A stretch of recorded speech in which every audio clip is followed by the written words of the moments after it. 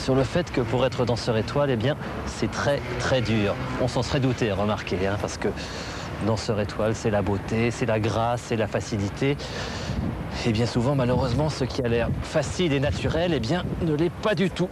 Dans le prochain reportage, nous allons donc découvrir les coulisses de la formation des petits rats de l'Opéra de Paris. Regardez la préparation des futurs grands danseurs.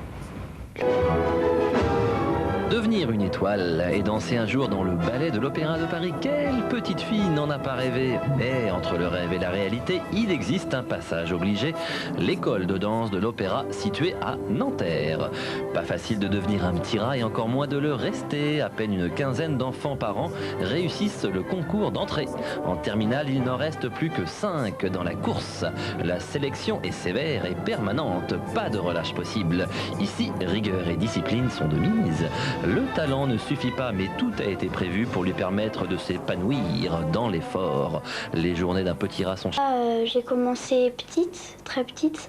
J'avais 3 ans quand j'ai commencé, mais je faisais juste de l'initiation. Après, je suis rentrée ici. J'étais petite stagiaire. Je suis rentrée interne et au début, c'était très dur. Enfin, je pleurais.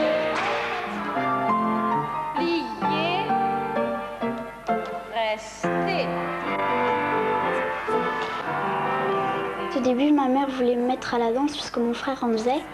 Donc j'ai commencé, puis après j'ai regardé des spectacles et ça m'a donné envie. Quoi de pire pour un danseur? Les cours de danse débutent à 13h sous l'œil impitoyable du professeur qui est lui-même passé par là, quelques années plus tôt. Chaque mouvement est étudié jusqu'à la perfection. L'examen de fin d'année ne laissera rien, mais alors rien passer.